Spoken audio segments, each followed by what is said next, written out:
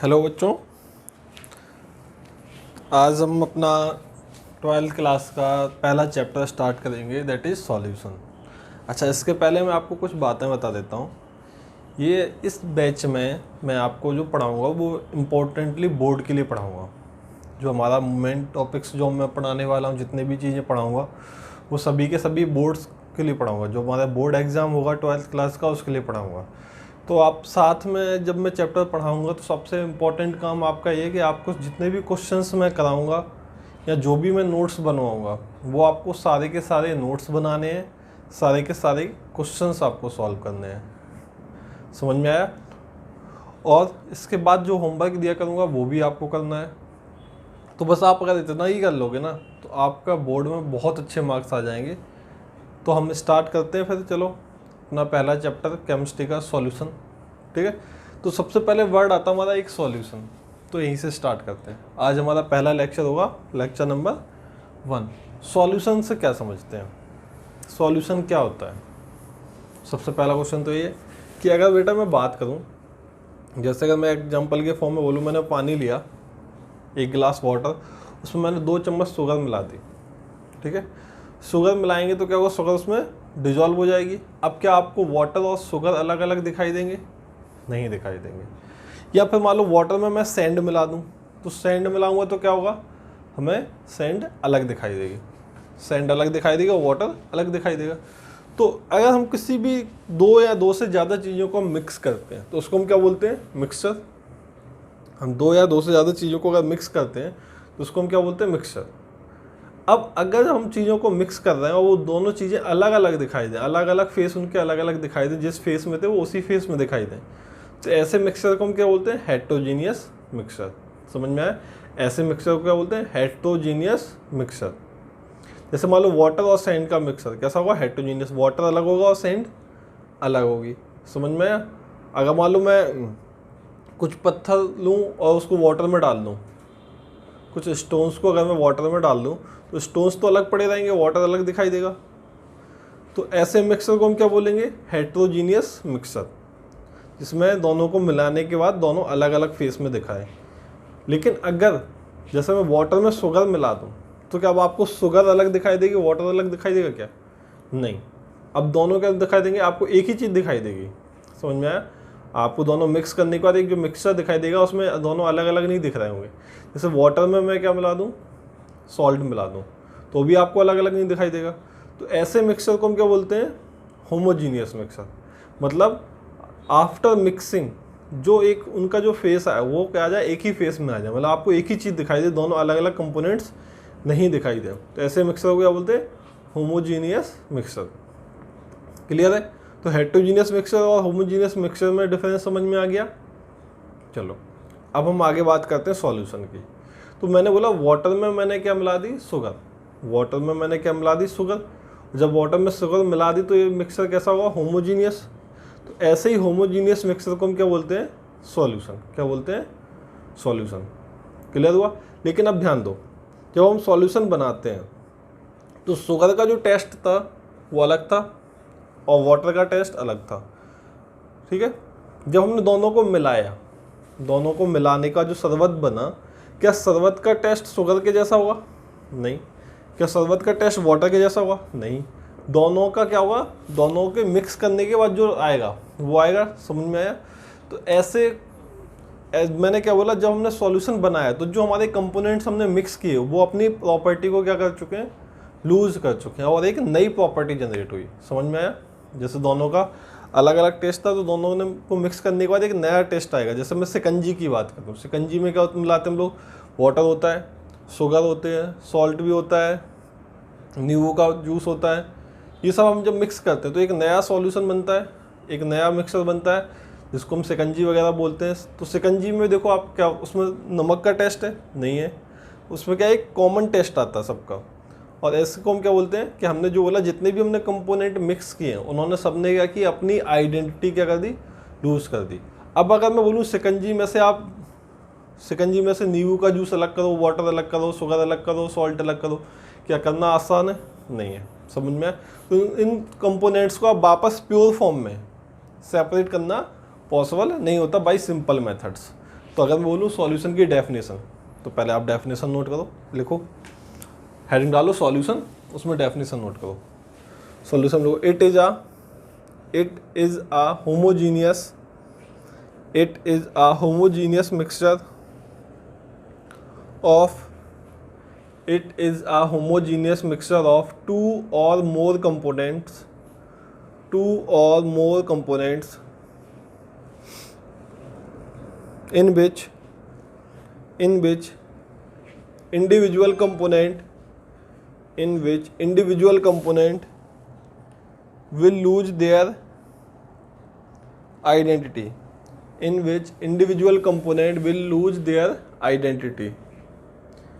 and cannot be separated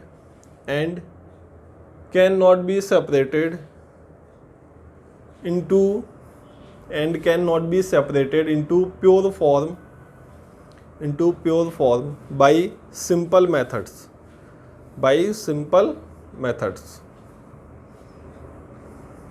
clear हुआ? चलो, अब हम सॉल्यूशन जब हम बना रहे हैं, जैसे मैंने वाटर में शुगर मिलाया, फिर वाटर में सॉल्ट मिलाया, तो उसमें दो कंपोनेंट होते हैं सॉल्यूशन के अंदर, एक होता है सॉल्यूट और एक होता है solvent.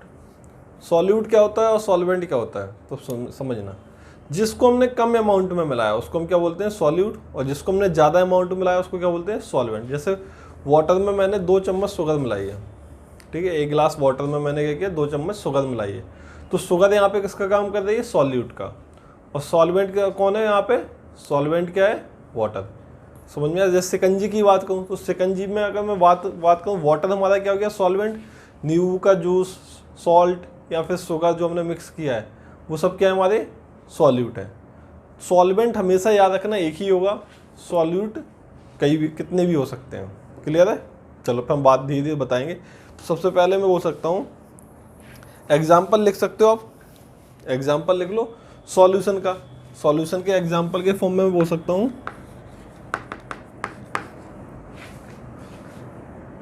Salted water,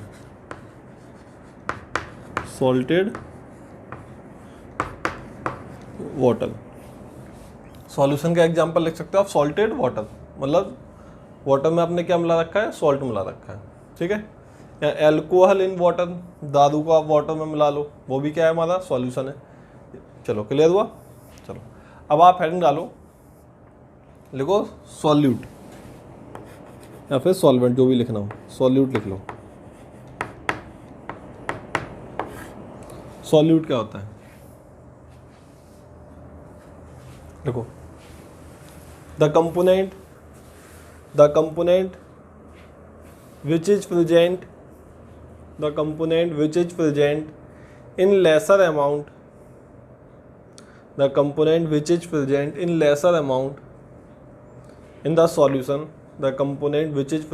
in lesser amount in the solution, is known as solute. The component which is present in lesser amount in solution is known as solute. समझ में? जो कम अमाउंट में होगा उसको क्या बोलेंगे, सॉल्यूट। अब देखो आप सॉल्वेंट, सॉल्वेंट क्या होता है, तो लिखो the component which is present in larger amount, in solution, the component which is present in larger amount in the solution is known as solvent. जो ज़्यादा अमाउंट में प्रेजेंट होगा बेटा उसको क्या बोलेंगे, सॉल्वेंट, और जो कम अमाउंट में होगा उसको क्या बोलेंगे, सॉल्यूट। क्लियर हुआ? Is known as solvent. चलो अब जो आपने एग्जाम्पल लिखा है सॉल्टेड वाटर, अगर मैं बोलूँ सॉल्टेड वाटर में हमारा सॉल्यूट क्या है, सॉल्यूट क्या होगा सॉल्टेड वाटर में, और सॉल्वेंट क्या होगा, बताओ। सॉल्यूट हमें समझ में आया, सॉल्यूट क्या हो जाएगा हमारा, सॉल्यूट हो जाएगा सॉल्ट, और सॉल्वेंट क्या हो जाएगा, वाटर। जो कम अमाउंट में प्रेजेंट होगा वो हमारा क्या होगा, सॉल्यूट, जो ज़्यादा अमाउंट में प्रेजेंट होगा वो क्या हो जाएगा, सॉल्वेंट। एक एग्जांपल जैसे मैंने ये बोल दिया, दूसरा बोल सकता हूँ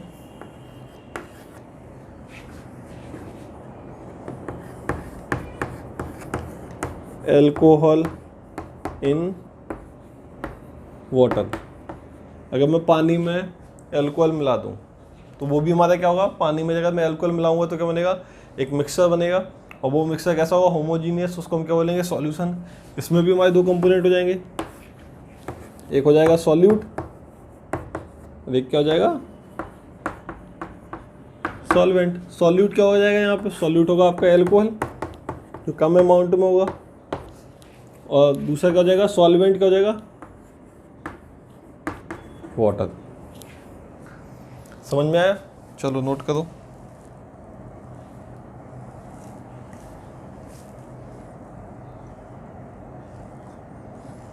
ठीक है, चलो समझ में आया ना बेटा? अब मैं आपसे एक क्वेश्चन पूछ रहा हूँ। अगर जैसे लिखा है आपको सॉल्यूट और सॉल्वेंट में डिफाइन करना है, यहाँ पे मैंने लिख दिया सॉल्यूट, आपको बताना है सॉल्यूट कौन होगा और सॉल्वेंट कौन होगा। Solute, solvent. जैसे हमने लिखा पहले,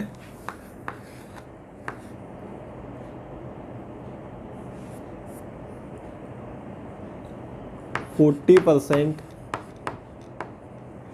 इथेनॉल, लिख दिया 40% इथेनॉल।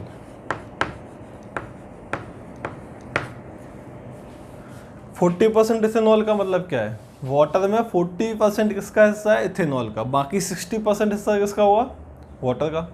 40% हिस्सा किसका होगा, इथेनॉल का, और 60% हिस्सा किसका होगा, वाटर का। तो बताओ सॉल्यूट कौन होगा, जो कम अमाउंट में हो। सॉल्यूट क्या होता है, जो लेसर अमाउंट में हो, जो लेसर अमाउंट में होता है उसको क्या बोलते हैं हम, सॉल्यूट। और जो लार्जर अमाउंट में होगा उसको क्या बोलते हैं, सॉल्वेंट। क्लियर है? तो सॉल्यूट क्या हो जाएगा यहाँ पे, सॉल्यूट हो जाएगा एथेनॉल जो कम अमाउंट में हो, और सॉल्वेंट क्या हो जाएगा, वाटर। समझ में आया पहला? चलो दूसरा, अगर मैंने बोला 60% इथेनॉल, 60% इथेनॉल का मतलब क्या है, अब 60% इथेनॉल है, बाकी 40% क्या है, वाटर। तो जो अब कम अमाउंट में कौन है, अब कम अमाउंट में आपका वाटर, तो वाटर क्या हो जाएगा, सॉल्वेंट। सॉल्यूट है सॉल्वेंट, अब वाटर हो जाएगा सॉल्यूट। 60% कौन है, इथेनॉल, तो 60% इथेनॉल मतलब वो क्या हो जाएगा, सॉल्वेंट। सॉरी, इथेनॉल क्या हो जाएगा आपका, इथेनॉल क्या हो जाएगा, सॉल्वेंट। क्लियर है? इथेनॉल मतलब क्या होता है, एल्कोहल, जो आप दारू वगैरह होती है उसको हम क्या बोलते हैं, इथेनॉल। ठीक है। Third option 50% ethanol, 50% ethanol. अब बताओ इथेनॉल 50% है और 50% ही क्या है, वाटर। अब कौन सॉल्यूट है और कौन सॉल्वेंट है, सॉल्यूट कौन है और सॉल्वेंट कौन है। तो यहाँ पे मैं बोल सकता हूँ सॉल्यूट कुछ भी हो सकता है, क्योंकि दोनों का अमाउंट क्या है, 50-50% है। तो सॉल्यूट हमारा क्या हो सकता है, सॉल्यूट या तो इथेनॉल होगा या फिर वाटर। आप दोनों में से किसी को भी ले सकते हो, और यहाँ भी आप क्या कर सकते हो, या तो इथेनॉल या फिर वाटर, दोनों में से किसी को ले सकते हो। लेकिन अब अगर मैं बात करूं, अगर चलो मैंने इथेनॉल लिया, क्योंकि इथेनॉल भी लिक्विड होता है, वाटर भी क्या होता है, लिक्विड होता है, दोनों लिक्विड फॉर्म में थे। क्लियर हुआ? अब अगर मान लो मैं जैसे बोल देता एक example, fourth 50% salted water, 50% salted water है, इसका मतलब क्या है, 50% उसमें सॉल्ट है और 50% क्या है, वाटर। अब बताओ सॉल्यूट कौन होगा और सॉल्वेंट कौन होगा। तो जब 50-50% है तब तुम दोनों में से किसी को बोल सकते थे, लेकिन यहाँ पे क्या आ जाएगा, जिसका फेस आएगा, मतलब जब हम मिक्स करेंगे, मिक्स करने के बाद जो फेस आएगा। अब बताओ, अब सॉल्ट कैसा होता है, सॉलिड फॉर्म में, और वाटर कैसा होता है, लिक्विड फॉर्म में। सॉल्ट कैसा होता है, सॉलिड फॉर्म में होता है, और वाटर कैसा है, ये तो लिक्विड फॉर्म में होता है। जब आप दोनों को मिक्स करते हो बेटा, तो फाइनल जो बनेगा हमारा सॉल्यूशन, उसमें फेस किसका आएगा, कौन सा, लिक्विड फेस में आएगा या सॉलिड फेस में आएगा, क्या आएगा, लिक्विड फेस आएगा। तो जो हमारा फाइनल फेस बनता है उसको हम क्या बोलते हैं, सॉल्वेंट। समझ में आया? बाकी तो हमें समझ में आ ही रहा है कि सॉल्यूट और सॉल्वेंट में कौन सॉल्यूट होगा कौन सॉल्वेंट होगा, लेकिन जब दोनों का अमाउंट 50-50% हो जाए, क्लियर है, तब जो फाइनल फेस बनेगा उसको हम क्या बोलेंगे, सॉल्वेंट। तो अब यहाँ पे सॉल्वेंट क्या होगा, सॉल्वेंट तो आपका वाटर होगा और सॉल्यूट क्या हो जाएगा, सॉल्ट। समझ में आया? क्योंकि फाइनल जो फेस बनने वाला है वो किसका बनने वाला है, वाटर का बनने वाला है, मतलब लिक्विड फॉर्म ही आएगा ना आपको जब मिक्स करोगे सॉल्ट को। क्लियर हुआ? तो सॉल्यूट और सॉल्वेंट में डिफरेंस समझ में आ गया।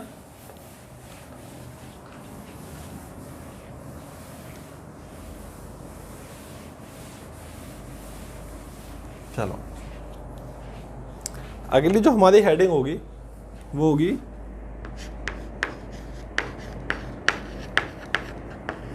Types of solution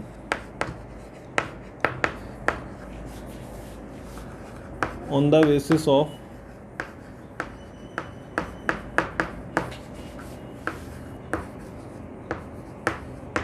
number of components।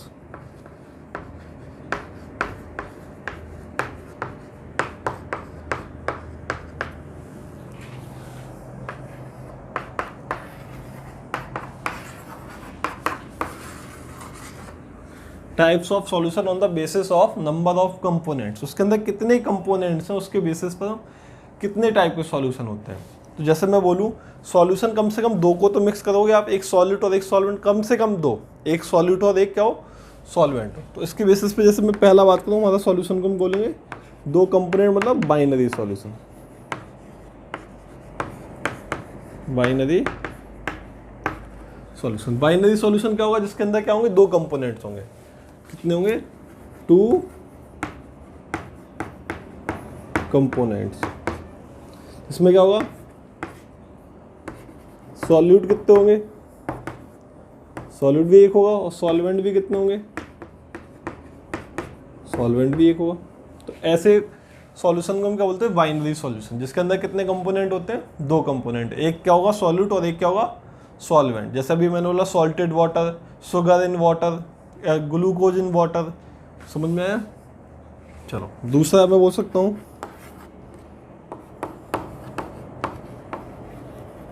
Ternary solution, binary solution, ternary solution. Ternary solution का मतलब कितने कंपोनेंट हो जाएंगे, तीन component, three components, two components. अब तीन कंपोनेंट हो गए तो सॉल्यूट कितने होंगे और सॉल्वेंट कितने होंगे। देखो सॉल्यूट तो हमें आपके कितने भी हो सकते हैं, लेकिन सॉल्वेंट एक ही रहेगा। जैसे मैंने एग्जांपल बोला था आपको सिकंजी, सिकंजी में सॉल्यूट क्या होगा, सॉल्यूट तो आपके कई सारे हो जाएंगे, जैसे ग्लूकोज हो जाएगा, मतलब जैसे मैं बोल सकता हूँ शुगर हो गया, सॉल्ट हो गया, नींबू का जूस हो गया, वो सब क्या होगा सॉल्यूट। लेकिन सॉल्वेंट आपका एक ही होगा, जैसे वाटर। समझ में आया? चलो ऐसे आ जाएगा हमारा क्वाटनरी, क्वाटनरी सॉल्यूशन।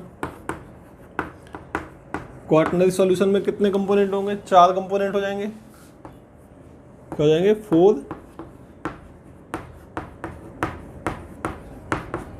कंपोनेंट्स, जिसमें हमारे सॉल्यूट कितने होंगे, सॉल्यूट कितने होंगे, थ्री और सॉल्वेंट कितने होंगे, सॉल्वेंट वन। समझ में आया? तो सॉल्वेंट तो एक ही रहने वाला है, सॉल्यूट आपके कितने भी बढ़ सकते हैं। तो हमारे जो सिलेबस में है वो केवल क्या है, बाइनरी सॉल्यूशन है। ये बाकी जो भी आएंगे क्वाटनरी, पेंटेनरी, ऐसे आगे बढ़ते जाएंगे। समझ में आया? ऐसे और भी आगे सॉल्यूशंस बढ़ते जाएंगे। तो हमारे सिलेबस में केवल कौन सा आएगा, बाइनरी सॉल्यूशन। तो हमें इस पर ध्यान देना है। क्लियर है? जल्दी से नोट करो।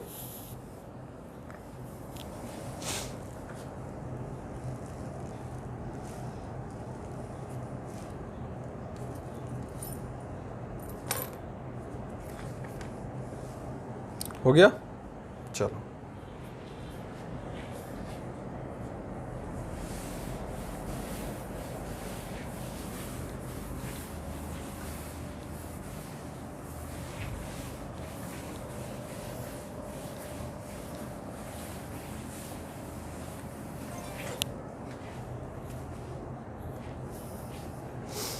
अब हम आ रहे हैं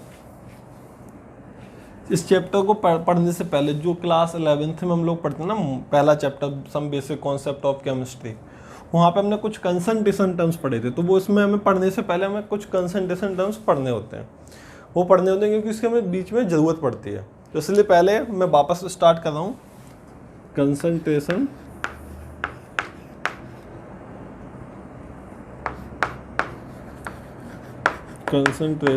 टर्म्स।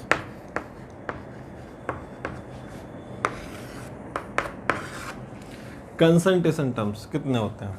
तो कंसंट्रेशन टर्म्स हमारे पास हैं, मैं कंसंट्रेशन टर्म्स को बेटा दो पार्ट में डिवाइड कर देता हूँ, जिससे हमें थोड़ा सा याद करना भी आसान होगा। हमारा क्वेश्चन अगर ऑब्जेक्टिव आता है, और अब तो बोर्ड में भी ऑब्जेक्टिव आने शुरू हो गए हैं, तो अगर क्वेश्चन अगर आता है ऑब्जेक्टिव तो आप वहाँ पे सॉल्व कर सकते हो आसानी से। अब देखो मैंने क्या किया, कंसंट्रेशन टर्म्स हमारे जितने उनको मैंने दो ग्रुप में डिवाइड कर दिया,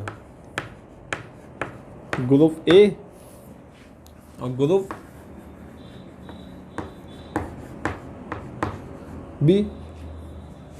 ठीक है, कंसंट्रेशन टर्म्स को मैंने कितने पार्ट में डिवाइड किया बेटा? दो पार्ट में, ग्रुप ए और ग्रुप बी। ग्रुप ए में कौन से होंगे? ग्रुप ए में होंगे जो टेम्परेचर पर डिपेंड नहीं करें, ऐसे मैं बोल रहा हूँ मास रिलेटेड या वॉल्यूम रिलेटेड जो हो सकता हूँ। ग्रुप ए में बोल रहा हूँ मैं वॉल्यूम रिलेटेड, क्या होंगे? वॉल्यूम रिलेटेड, जो किस पे डिपेंड करते हैं? वॉल्यूम से। वॉल्यूम से रिलेशन होगा, मतलब जिस कंसंट्रेशन टर्म्स में कहीं ना कहीं वॉल्यूम आएगा, ऐसे कंसंट्रेशन को हम बोलेंगे ग्रुप ए। और जिसमें वॉल्यूम नहीं आएगा उसको बोलेंगे हम, जैसे मास वाले होंगे उनको क्या बोलेंगे? मास रिलेटेड। समझो, जिनके फॉर्मूले में वॉल्यूम वाला टर्म नहीं आएगा वो कैसे हो जाएंगे? मास रिलेटेड। अब ये बताओ, ये जो चौक है, ठीक है, यहाँ पे मान लो मैंने कोई, मान लो ये मार्कर उठा लिया, ठीक है, ये मार्कर है।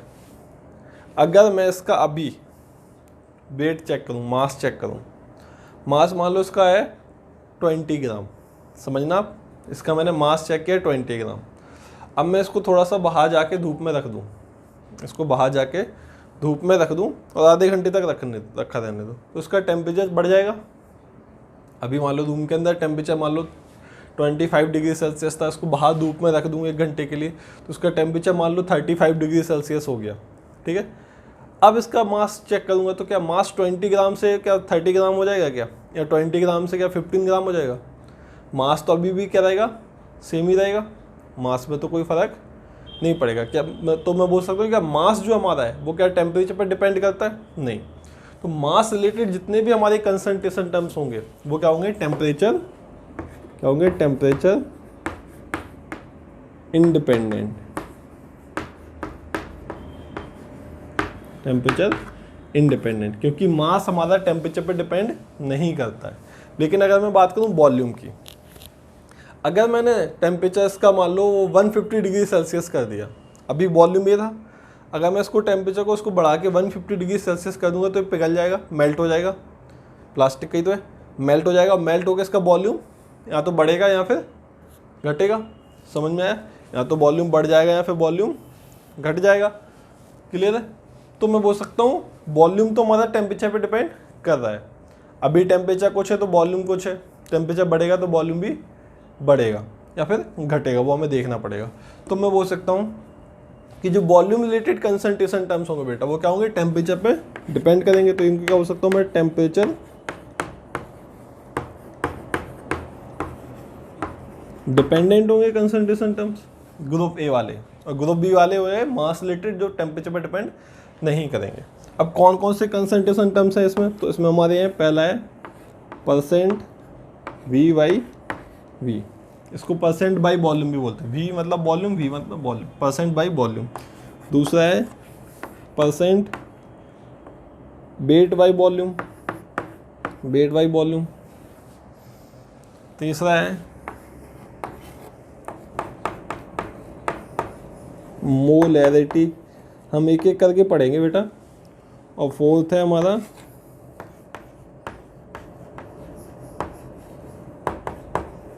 नॉर्मलिटी, जिसमें हमारा सबसे इंपॉर्टेंट कंसंट्रेशन टर्म्स होगा मोलैरिटी। ठीक है, इधर जो हमारा कंसंट्रेशन टर्म्स आएंगे, सॉरी पहला, यहाँ पे जो हमारा पहला कंसंट्रेशन टर्म्स होगा वो percent weight by wait, percent by wait. दूसरा होगा यहाँ वेट डब्ल्यू लिख रहे हैं इसको, डब्ल्यू है, डब्ल्यू मतलब वेट और वी मतलब वॉल्यूम। दूसरा होता है हमारा मोल फ्रैक्शन। थर्ड होगा आपका मोलैलिटी। तो यहाँ पे हमारा ये इंपॉर्टेंट हो जाएगा।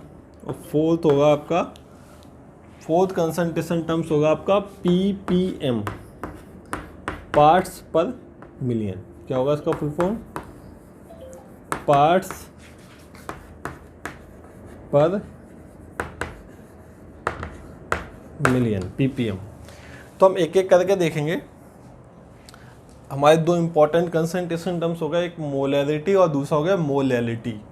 अच्छा, अगर आपको क्वेश्चन में लिखा है केवल कंसंट्रेशन, ठीक है, तो आपको कुछ नहीं लिखा तो आप क्या मान के चलोगे? मोलैरिटी। ठीक है, उसमें लिखा कैलकुलेट द कंसंट्रेशन, तो आपको क्या निकालना होगा? मोलैरिटी। या फिर अगर आपका मल्टीपल चॉइस मतलब सिंगल चॉइस क्वेश्चन है, ऑप्शनल क्वेश्चन है, तो आपको उसमें ऑप्शन देख के समझ में आ जाएगा कि ऑप्शन में यूनिट दे रखी होगी, यूनिट से समझ में आ जाएगा कि क्या पूछा गया है। और अगर कुछ नहीं लिखा है तो आप क्या निकालोगे? मोलैरिटी। क्लियर है? तो हम एक एक करके बेटा स्टार्ट कर रहे हैं। तो पहले आप कंसंट्रेशन टर्म्स को नोट कर लो। ठीक है, ये 11th क्लास में भी पढ़ चुके हैं हम।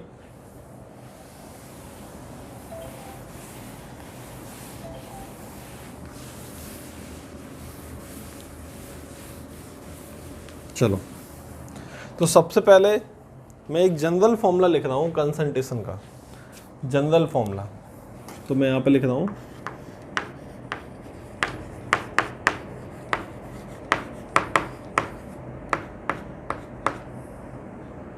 लिख दो जनरल फॉर्मूला।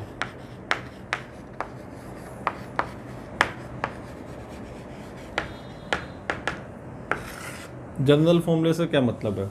इस फॉर्मूले को आप मतलब किसी भी कंसंट्रेशन टर्म जितने भी हम पढ़ने वाले हैं उनमें आप इसको इससे बना सकते हो। मतलब तो मैं बोल रहा हूँ ऊपर यहाँ तो आपका मास होगा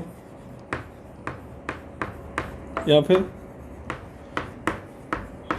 मोल्स होंगे या फिर वॉल्यूम होगा ऑफ सॉल्यूट। ठीक है, mass oblique moles oblique volume of solute question में। ठीक है, या जो भी आपकी कंसंट्रेशन टर्म्स आपको निकालना होगा तो ये जनरल फॉर्मूला होगा। नीचे भी क्या हो जाएगा? या तो मास होगा या वॉल्यूम होगा या फिर मोल्स होंगे ऑफ सॉल्वेंट या फिर इसका सॉल्यूशन। अच्छा, जो कंसंट्रेशन टर्म्स दिए होते हैं वो आपको किसके रिस्पेक्ट में दिए होते हैं? सॉल्यूट के रिस्पेक्ट में। अगर कुछ नहीं लिखा तो आपको किसके रिस्पेक्ट में होंगे? सॉल्यूट के रिस्पेक्ट में। अगर उन्होंने लिख दिया विद रिस्पेक्ट टू सॉल्वेंट तो आपको सॉल्वेंट के रिस्पेक्ट में लेना पड़ेगा। लेकिन अगर कुछ नहीं लिखा है तो आपको किसके रिस्पेक्ट में लेना है कंसंट्रेशन टर्म्स को? सॉल्यूट के रिस्पेक्ट में। तो आपको एक चीज़ समझ में आई कि कंसंट्रेशन का फॉर्मूला क्या होगा। इन जनरल फॉर्मूला क्या है कि मास होगा या तो मोल्स होंगे या फिर वॉल्यूम होगा। किसका? ऊपर किसके होंगे? सॉल्यूट के। ये समझ में आया इंपॉर्टेंट पॉइंट क्या है? ऊपर आपको सॉल्यूट ही रखना है। ठीक है, डिवाइडेड बाय मास या फिर वॉल्यूम या फिर मोल्स ऑफ सॉल्वेंट या फिर सॉल्यूशन। तो हमारा मेन क्या मैं अंडरलाइन कर रहा हूँ? सॉल्यूशन। ठीक है, आप ये भी याद कर लो, ऊपर सॉल्यूट और नीचे क्या होगा? सॉल्यूशन। बस एक केस आएगा जिसमें क्या आ जाएगा? सॉल्वेंट। बाकी सभी में क्या रहेगा? ऊपर सॉल्यूट और नीचे क्या रहेगा? सॉल्यूशन। तो अगर किसी भी का फॉर्मूला पूछे, जैसे मान लो मैंने पूछा मोलैरिटी का फॉर्मूला, ठीक है, तो आप क्या होगा? ऊपर आपको इतना पता होगा कि ऊपर कुछ भी जो हम अमाउंट रखने वाले हैं, तो वो मास होगा या मोल्स होगा या वॉल्यूम होगा किसका? सॉल्यूट का। नीचे क्या होगा? या तो मास या फिर मोल्स या फिर वॉल्यूम, जो भी किसका होगा? सॉल्यूशन का। क्लियर है? तो ये जनरल फॉर्मूला समझ में आया। तो अब हम स्टार्ट कर रहे हैं ग्रुप ए से। किससे? Group A. ग्रुप ए में जो हमारा पहला कंसंट्रेशन टर्म्स था वो था परसेंट बाई वॉल्यूम और इसको हम कैसे लिख सकते थे, और परसेंट V/V। समझ में? पहला कंसंट्रेशन टर्म से परसेंट बाई वॉल्यूम और परसेंट V/V। चलो सबसे पहले मैं बात करता हूँ परसेंट V/V का फॉर्मूला क्या होगा। परसेंट V/V का फॉर्मूला क्या होगा? परसेंट V/V का फॉर्मूला क्या हो जाएगा? तो ऊपर भी वॉल्यूम और नीचे भी क्या है, वॉल्यूम। और परसेंट मतलब कैसे निकालते हो, जैसे आपके मार्क्स आते हैं, मान लो आपके मार्क्स आए 20 और पेपर था 50 का। पेपर कितने का था? 50 मार्क्स का पेपर था, आपके मार्क्स आए 20, तो आपका परसेंटेज कितना आया? तो आपके जितने मार्क्स आए अपॉन जितने मार्क्स का एग्ज़ाम था इंटू 100। तो परसेंट में क्या करते हो आप, 100 से मल्टीप्लाई करते हो, तो आपका परसेंटेज कितना हो जाएगा, 20/50 इंटू 100। तो यहाँ पे मैंने बोला परसेंट बाई वॉल्यूम और परसेंट V/V। तो ऊपर भी वॉल्यूम है बेटा और नीचे भी वॉल्यूम है, तो मैंने बोला आपको फॉर्मूला याद क्या रखना है, ऊपर क्या होगा सॉल्यूट और नीचे क्या होगा सॉल्यूशन। और परसेंटेज से लिए किससे मल्टीप्लाई कर दोगे, 100।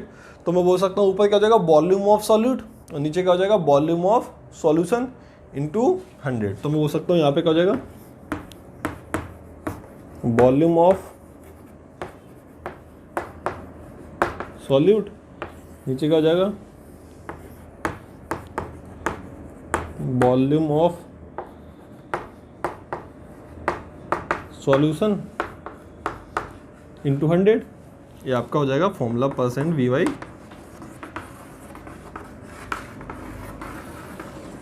समझ में आया? परसेंट V/V का फॉर्मूला क्या हो जाएगा, volume of solute upon volume of solution into 100। Clear है? अब चलो मैं आपको एक पहले डेफिनेशन लिखाता हूँ।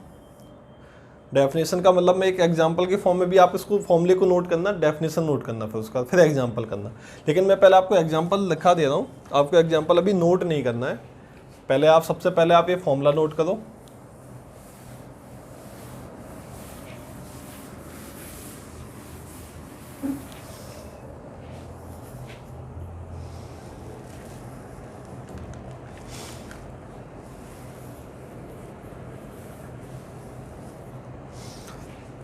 फॉर्मूला हो गया। चलो अब एक एग्जांपल में अगर बोलूँ, बोला है 20% V/V, sorry 20% V/V of ethanol. इसका मतलब क्या है? 20% V/V ऑफ इथेनॉल का मतलब क्या है? What does it mean? ठीक है, तो अभी मैं एग्जांपल के फॉर्म में लिखा रहा हूँ, अभी आपको नोट नहीं करना है बेटा। इसका मतलब है कि आपका 20 वॉल्यूम 20 ml क्या है, जैसे मान लो हमने सॉल्यूशन लिया 100 ml, तो उसमें 20 ml किसका है, 20 ml किसका है इथेनॉल का। बाकी टोटल जो 100 ml किसका था, सॉल्यूशन का।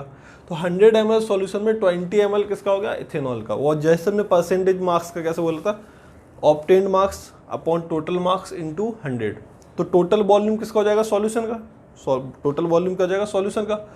वॉल्यूम ऑफ सॉल्यूट क्या हो जाएगा, 20%। जैसे इस वाले में देखो, समझ में आया? तो मैं बोल सकता हूँ इसका मतलब ये है कि 20 ml हमारा इथेनॉल प्रेजेंट है 100 ml सॉल्यूशन में। तो इसका मतलब क्या है, इसका मतलब है कि 20 ml हमारा क्या है, इथेनॉल। समझ में आया? और 100 ml क्या है हमारा, सॉल्यूशन।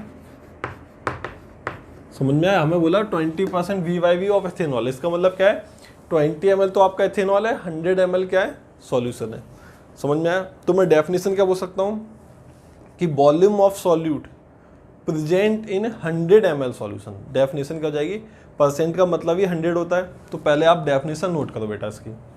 डेफिनेशन क्या है, परसेंट मतलब 100 और परसेंट नहीं होगा तो 1 बोलेंगे। तो यहाँ पे बोलेंगे volume of solute in ml, क्योंकि हमारा जनरली जो क्वेश्चंस होंगे वो ml में होंगे। ठीक है, अगर यहाँ पे आप लीटर लोगे तो यहाँ भी लीटर ले लो, यहाँ पे ml लोगे तो यहाँ भी ml ले लो। तो जनरली जो क्वेश्चंस होंगे वो आपको ml में होंगे, इसलिए मैं ml में लिखा देता हूँ। तो आप डेफिनेशन लिखो, volume of solute present in ml, volume of solute present in ml in 100 ml of solution, volume of solute present, bracket में लिखना इन ml, ब्रैकेट में लिख लेना in ml, volume of solute present in 100 ml of solution is known as percent V/V या percent by volume. Volume of solute present in 100 ml of solution is known as percent by volume. Clear हुआ? चलो अब आप example note कर लो। समझ में आया बेटा? Volume of solute present in 100 ml of solution, 100 ml solution में कितना वॉल्यूम हमारा किसका प्रेजेंट है? सॉल्यूट का, वही क्या हो जाएगा percent by volume.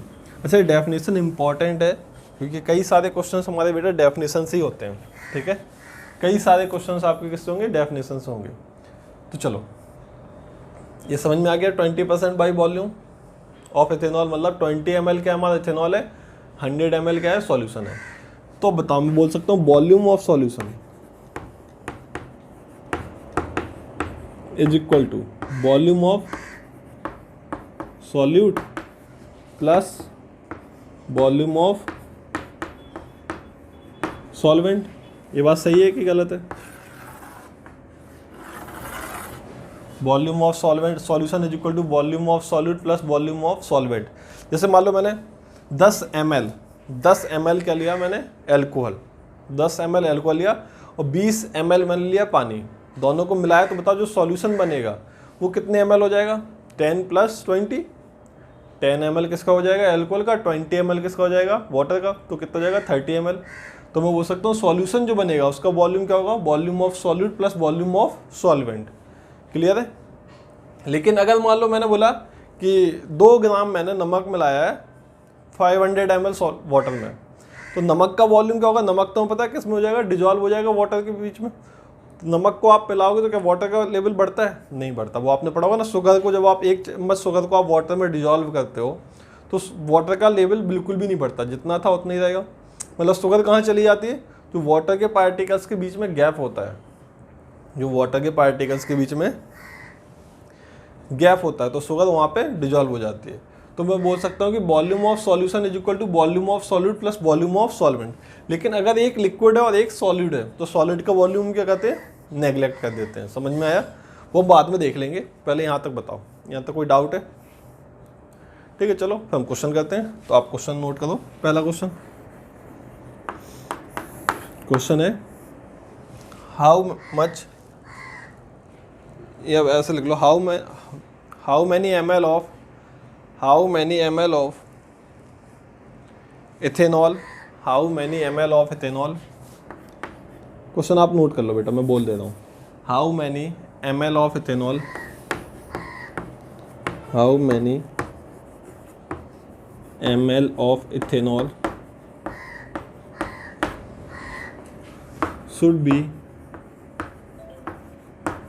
added, how many ml of ethanol should be added in 500 ml of water, how many ml of ethanol should be added in 500 ml of water to make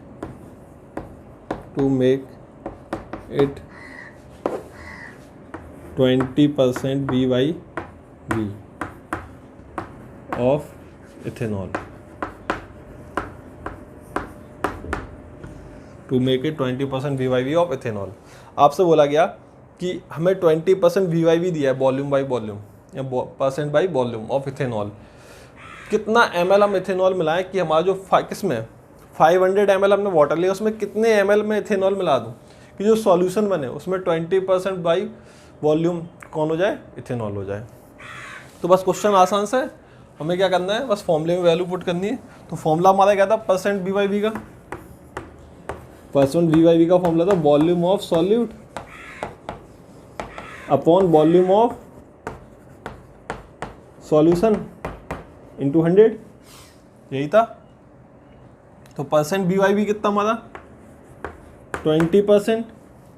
volume of solute, volume of solute कौन होगा? Ethanol. तो वही तो हमें बताना है, volume of ethanol upon upon volume of solution. Solution का volume कितना हो जाएगा, ठीक है। सॉल्यूशन का वॉल्यूम हमें पता नहीं है, क्यों, क्योंकि 500 ml जो हमारा है वो क्या है, वाटर। तो मैंने बोला कि मान लिया volume of ethanol, volume of ethanol मान लिया मैंने V, ठीक है। वॉल्यूम ऑफ इथेनॉल कितना मान लिया Vml, और वॉल्यूम ऑफ वाटर क्या है H2O, कितना दिया है 500 ml, ये Vml हो गया और ये कितना हो गया 500 ml। तो वॉल्यूम ऑफ सॉल्यूशन कितना हो जाएगा, वॉल्यूम ऑफ सॉल्यूशन क्या होगा बेटा, volume of solute plus volume of solvent. Volume of solution क्या हो जाएगा, volume of solute plus volume of solvent, तो V प्लस 500, ये आ जाएगा वॉल्यूम ऑफ सॉल्यूशन। चलो अब मैं वैल्यू पुट कर रहा हूँ, तो वैल्यू कैसे पुट करूँगा, चलो परसेंट BY दिया मैं 20%, volume of solute, volume of solute कितना मान लिया हमने V, upon volume of solution कितना हो जाएगा V plus 500, V plus 500 into 100, यही फॉर्मूला था हमारा, क्लियर है। चलो अब इसको सॉल्व करते हैं। तो यहाँ से इसको क्रॉस मल्टीप्लाई कर दूंगा, पहले 20 से कितना हो जाएगा, ये 5 हो जाएगा। अब मैं क्रॉस मल्टीप्लाई करूंगा तो क्या आ जाएगा, यहाँ से आ जाएगा V plus 500 is equal to 5V हो जाएगा। तो यहाँ से आ जाएगा 4V इज इक्वल टू 500, तो V इज इक्वल टू आ जाएगा 500 अपॉन 4, कितना हो जाएगा 125 ml, समझ में आया। तो वॉल्यूम कितना आ जाएगा आपका 125 ml, किसका आया वॉल्यूम, V किसको माना था हमने, वॉल्यूम ऑफ इथेनॉल, और वही हमसे क्वेश्चन में पूछा गया है, समझ में आया। तो परसेंट BY का मतलब क्या हुआ, volume of solute upon volume of solution into 100, ये हमें दिया है 20%। वॉल्यूम ऑफ सॉल्यूट अननोन था, तो मैंने मान लिया V है, तो वॉल्यूम ऑफ सॉल्यूशन क्या हो जाएगा, volume of solute plus volume of solvent. Solute का वॉल्यूम V हो गया, सॉल्वेंट का वॉल्यूम हो गया 500 इंटू 100, सॉल्व करेंगे तो V इज इक्वल टू क्या जाएगा 125 ml, क्लियर है। चलो नोट करो, फिर हम आते हैं सेकेंड कंसंट्रेशन टर्म्स पर, ठीक है। पहले आप नोट करो उसको,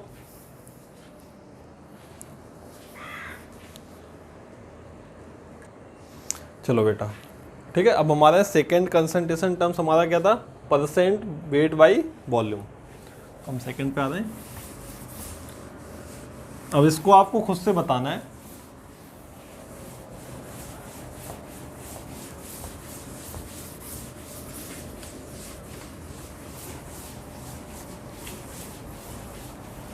सेकेंड जो हमारा कंसंट्रेशन टर्म्स था वो था percent weight by volume, percent weight by volume, और इसको रिप्रेजेंट कैसे करते हैं, percent W/V, percent weight by volume. अब बताओ फॉर्मूला क्या हो जाएगा परसेंट वेट बाई वॉल्यूम का, तो ऊपर फिर से ऊपर क्या होगा सॉल्यूट और नीचे क्या होगा सॉल्यूशन, ऊपर क्या होगा वेट और नीचे क्या होगा वॉल्यूम, समझ में आ रहा है। ऊपर क्या होगा वेट और नीचे क्या होगा वॉल्यूम, तो ऊपर मैं बोल सकता हूँ wait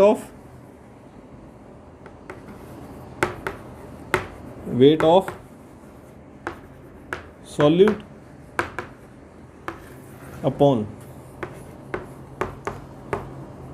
volume of solution. Volume किस में लेंगे आप ml में, और वेट किस में लोगे ग्राम में, इंटू 100, क्या जाएगा weight of solute in gram upon volume of solution in ml into 100, क्योंकि परसेंट वाला टर्म है। तो अगर मैं डेफिनेशन की बात करूं तो क्या हो जाएगा weight of solute present in 100 ml of solution, wait of solute present in 100 ml of solution. तो डेफिनेशन नोट कर लो सकते हो आप, लिख सकते हो wait of solute in gram, wait of solute in wait of solute in gram present in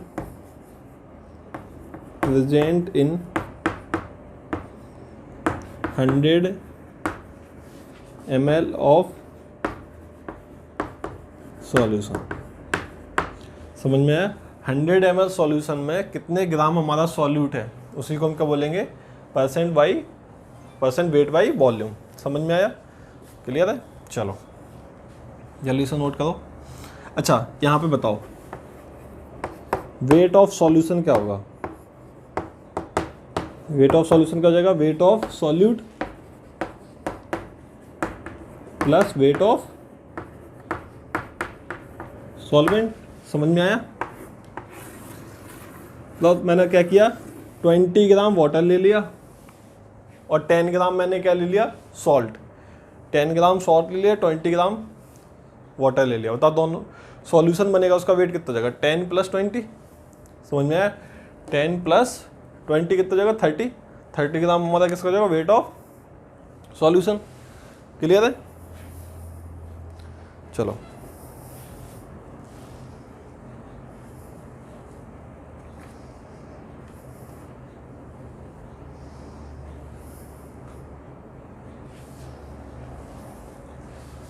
हो गया?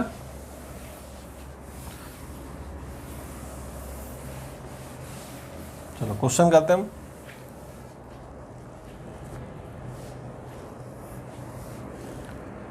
क्वेश्चन है आपका,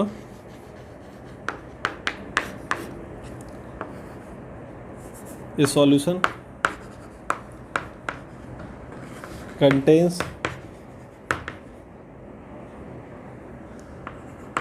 ये एक्वस सॉल्यूशन कर देता हूँ, ये एक्वस सॉल्यूशन कंटेन्स 30%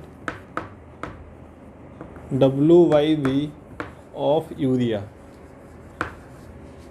ठीक है? What does it mean? What does it mean? ठीक है? An aqueous solution contains 30% WYV of urea. What does it mean? इसका क्या मतलब है? 30% WYV ऑफ यूरिया है, तो इसका सॉल्यूशन आंसर क्या हो जाएगा? मैंने क्या बोला था? 30% WYV मतलब इसमें क्या है? 30 ग्राम क्या है यूरिया, किसमें? 100 ml ऑफ सॉल्यूशन में। क्या हो जाएगा? तो इसका मतलब हो सकता है, मैं हो सकता हूँ 30% जो WYV ऑफ यूरिया दिया है, जो क्वेश्चन दिया है 30% WYV ऑफ यूरिया, इसका मतलब क्या है? इसका मतलब है आपका 30 ग्राम क्या है? 30 ग्राम क्या है? यूरिया। ठीक है? और 100 ml क्या हो जाएगा? 100 ml सॉल्यूशन। इसका मतलब है कि 100 ml सॉल्यूशन में 30 ग्राम क्या है? यूरिया। यूरिया का आपको फॉर्मूला याद है बेटा? फॉर्मूला क्या होता था यूरिया का? NH2CO NH2। यूरिया का फॉर्मूला क्या होता है? NH2CO NH2। क्लियर है? चलो नोट करो।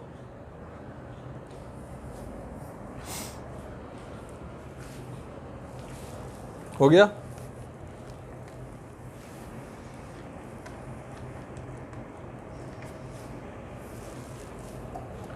चलो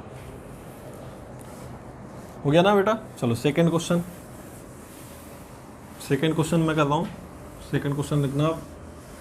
an aqueous solution contains 30% WYV of urea if density of solution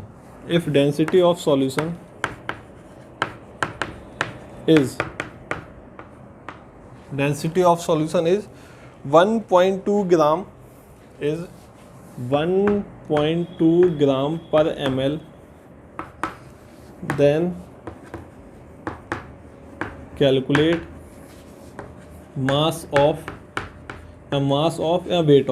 weight of solvent, mass of solvent। ठीक है? चलो बेटा 30% WYV ऑफ यूरिया दिया है, हमें पूछा गया मास ऑफ सॉल्वेंट। हम इसको सॉल्व करते हैं। पहले क्वेश्चन आप समझ लो बेटा ध्यान से। aqueous solution contains 30% WYV of urea. If density of solution is 1.2 gram per ml, then calculate mass of solvent. पहले मैं इसी का मतलब वापस लिख रहा हूँ। 30% WYV ऑफ यूरिया का मतलब क्या था? इसका मतलब था हमारा कि 30 ग्राम क्या है, 30 ग्राम क्या है? यूरिया। और यूरिया क्या होगा? सॉल्यूट है सॉल्वेंट? यूरिया क्या है? सॉल्यूट, क्योंकि आप 30 ग्राम मिला रहे हो किसमें? वाटर में। एक्वस लिखा है, एक्वस का मतलब क्या है? सॉल्वेंट क्या होगा? एक्वस का मतलब ही होता है बेटा वो सॉल्वेंट क्या होगा हमारा? वाटर। 30 ग्राम यूरिया होगी किसमें? 100 ml सॉल्यूशन में। तो यहाँ से मैं बोल सकता हूँ वॉल्यूम ऑफ सॉल्यूशन कितना हो जाएगा? वॉल्यूम ऑफ सॉल्यूशन कितना है? 100 ml। समझ में आया? क्लियर है? ये तो हमने पहले वाला क्वेश्चन कर लिया। अब हमारा इसमें हमें बेटा वेट ऑफ सॉल्यूट पता है, सॉल्वेंट का वेट हमसे पूछा है। अगर सॉल्यूशन का वेट आ गया तो सॉल्यूशन का वेट क्या होता था? Weight of solute plus weight of solvent, that is equal to हो जाएगा वेट ऑफ सॉल्वेंट। तो वेट ऑफ सॉल्यूशन, तो वेट ऑफ सॉल्यूशन हम कैसे निकालेंगे? वॉल्यूम पता है हमें, डेंसिटी दे रखी बेटा सॉल्यूशन की। डेंसिटी कितनी दे रखी? 1.2 ग्राम पर ml। मैं यहाँ पे नोट कर दे रहा हूँ। डेंसिटी ऑफ सॉल्यूशन कितनी है? 1.2 ग्राम पर ml, यही है। और डेंसिटी का फॉर्मूला क्या होता है? बताओ डेंसिटी का फॉर्मूला क्या होता है? डेंसिटी का फॉर्मूला होता है वेट बाई वॉल्यूम। तो वेट बराबर क्या हो जाएगा? वेट बराबर क्या हो जाएगा? वेट बराबर हो जाएगा डेंसिटी इंटू वॉल्यूम। ठीक है, तो मैं यहाँ से क्या निकाल सकता हूँ? Wait of solution. Wait of solution क्या हो जाएगा? Density of solution into volume. ये भी ml में है, डेंसिटी की ml, और ये भी ml में। तो 1.2 डेंसिटी हो गई इंटू वॉल्यूम कितना हो गया? 100। मल्टीप्लाई करो कितना आ जाएगा? 120 ग्राम। ये किसका आ जाएगा? Weight of solution. तो वेट ऑफ सॉल्यूशन बराबर क्या होता था? वेट ऑफ सॉल्यूशन बराबर क्या था? Weight of solute plus weight of solvent, यही था। वेट ऑफ सॉल्यूशन कितना आ गया? 120। वेट ऑफ सॉल्यूट कितना दिया है? 30। तो वेट ऑफ सॉल्वेंट कितना हो जाएगा? तो यहाँ से आप सॉल्व कर लोगे तो वेट ऑफ सॉल्वेंट कितना आ जाएगा? कितना आ जाएगा? 120 माइनस 30 मतलब 90 ग्राम। और अगर आपसे कोई पूछे बताओ सॉल्वेंट कौन होगा, तो सॉल्वेंट कौन होगा आपका? सॉल्वेंट कौन होगा? वाटर। समझ में आया? सॉल्वेंट क्या हो जाएगा? वाटर। क्लियर है? क्वेश्चन समझ में आया? चलो, अब जो हमारा थर्ड कंसंट्रेशन टर्म्स है क्या होगा? मोलैरिटी। तो आज आपको मैंने पढ़ाया सॉल्यूशन क्या होता है, सॉल्यूशन के अंदर सॉल्यूट क्या होता है, सॉल्वेंट क्या होता है। ठीक है, सॉल्यूशन के टाइप्स बताए, फिर मैंने कंसंट्रेशन टर्म्स बताए। 2 टाइप के होते हैं, एक था हमारा मास रिलेटेड, दूसरा था वॉल्यूम रिलेटेड। मास रिलेटेड में कौन कौन से थे? मास रिलेटेड जो थे वो टेम्परेचर इंडिपेंडेंट थे, वॉल्यूम रिलेटेड टेम्परेचर डिपेंडेंट। हमने कंसंट्रेशन टर्म्स बताया, 4 इस साइड और 4 उस साइड। फिर हमने ग्रुप ए स्टार्ट किया। ग्रुप ए में हमने 2 पढ़ लिए, एक % V/V और दूसरा पढ़ा % W/V। आपका होमवर्क यही है कि आपको ये सारे चीज़ें नोट्स बनाने हैं और सभी को क्वेश्चंस को सॉल्व करना, जितना पढ़ा है वो सारा याद हो जाए। क्लियर है? तो फिर मिलते हैं हम अपने नेक्स्ट लेक्चर में। आज यहीं रोकते हैं आज के लिए बेटा। Thank you. ओके बेटा।